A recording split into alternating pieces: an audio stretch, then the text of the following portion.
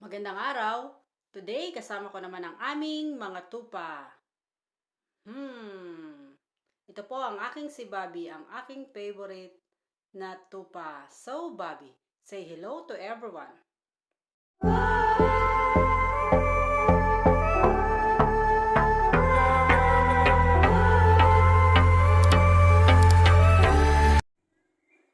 Andito po ako ngayon sa susunod na plots. Pwesto ng aming mga tupa. Ayan, kakatapos lang namin magbakod. Nagbabakod kami ng electric sound para hindi sila makalabas, pumunta kung saan saan. Makikita nyo po, ang daming apple.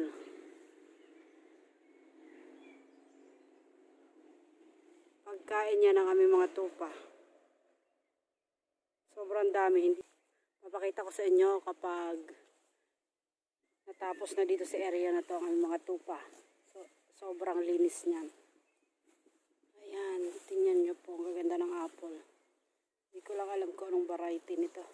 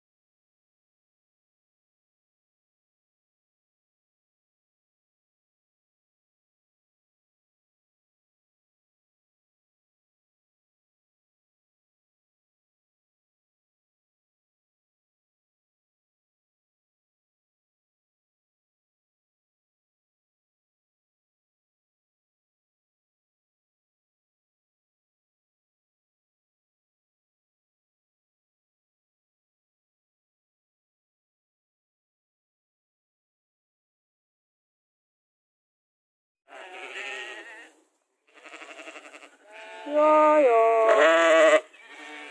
Bobby! Tingnan nyo naman po yung kinain ng aming mga tupa. Tinira na ang apple.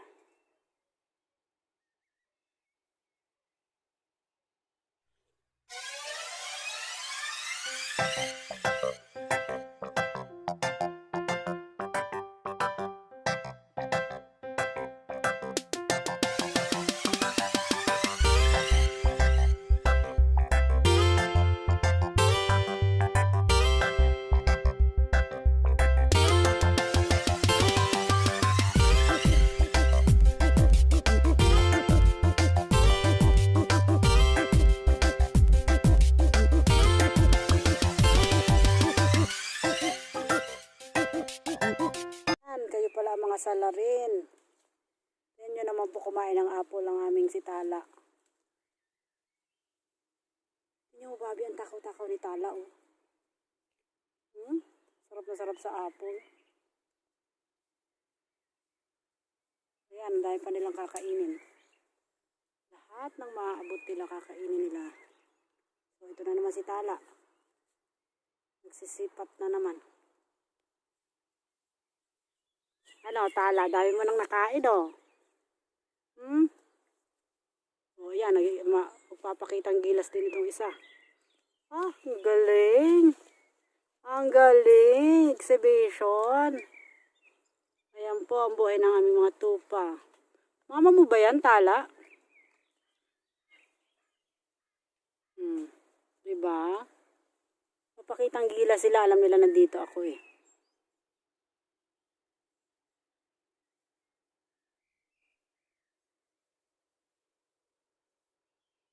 Tignan mo, Bobby, oh. Nagsisipat sila. Sisipatin mo na po nila yung apple. Tapos yun, sak. Diba? Pak. Ang galing. Yung iba busog na, kaya nagpapahinga na. Yung iba namang mga laglag. Yan.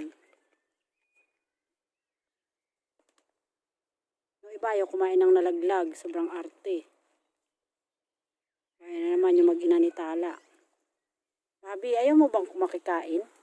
Ito po si Bobby. Naku, sobrang arte nito. Feeling niya hindi siya tupa. I am not a sheep.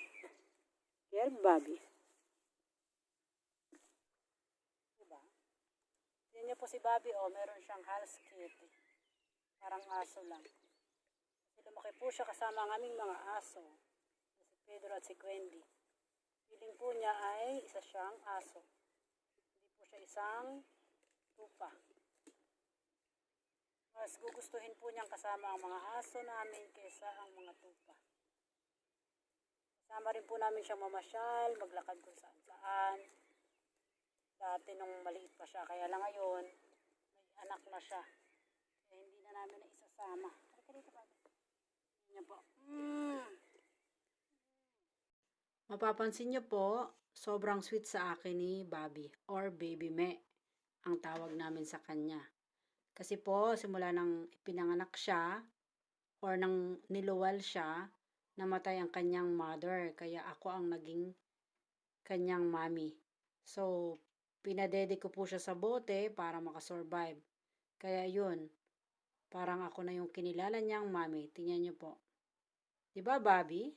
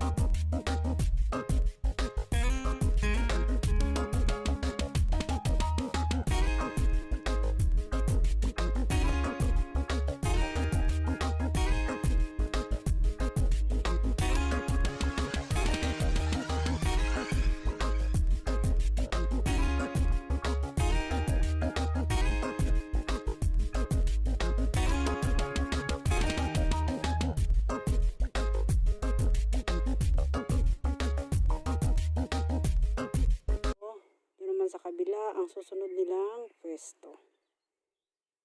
So, diba, ang aming mga tupa ay napakatakaw. Kumakain lang sila ng fresh grass, hay, yung pinato yung dayami, at vegetables and fruits. Katulad tingnan nyo po. Ginawa nila sa apple. Meron akong video na itong apple ay halos maabot na yung lupa. Itong puno ng apple. Pero ngayon tingnan nyo po, nalinis na ang aming mga tupa. Yan, sila ang tagakain yan. Pero yung sa taas, marami pa rin naman. Marami pa rin kaming mapapakinabangan. So, ito pong plots na to ay hindi po ito sa amin. Caretaker lang po kami. Kami lang ang nagme-maintain ng area. Siyempre para sa aming mga tupa. So, ayan, ang dami pa. Nawawala ang mga tupa ko. Tingnan nyo po. Bakante, nasaan sila? Tingnan natin. Kasi, ito pong little forest na to kung saan sila na kapesto ngayon. Ay, paikot. Ayan. Nandun po sila sa dulo. Ayan, ayan na po sila. Bobby!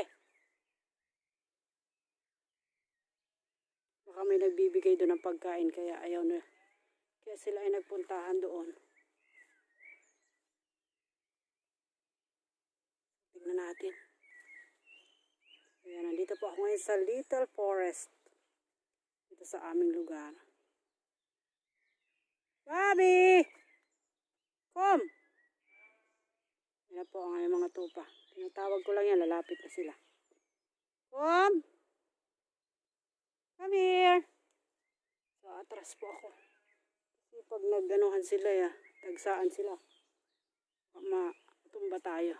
Ayan, ayan na sila. Ang aming mga tupa presenting. Wow! Pakitang gilas. Halina, halina, halina. Halina kayo, atras ako. Yan, si Bobby. So, ayan po sila lahat. Presenting ang aming mga sheep. Ang aming mga tupa. O, Bobby, ito masyadong ano. Ayan sila lahat. Doon sila sa Little Forest. So, ayan. Yung iba. Atras ulit ako kasi yung iba ayaw lumabas. Balik sila ng balik doon kasi may nagbibigay ng pagkain doon sa loob. Bali pa ikot po yan dito sa Little Forest. May bakod lang kaming electric fence para hindi sila pumunta doon sa forest. Kasi mahilig sa dahon ang mga tupa at kambing. Diba, Bobby? Diba? Mahilig sa dahon, sa damo, sa prutas, at sa gulay. Diba? Kaya sila ay tinatawag na bio or organic sheep. Minsan dinadala namin sila ng mga trokenibrot, mga pinatuyong mga tinapay na mga galing sa bakery. Minsan ginigiling namin kasi ginigiling namin yung tinapay. Kasi mas gusto nila yun. Ayaw nila ng ngata-ngata pa. Bobby, anong kinakain mo dyan?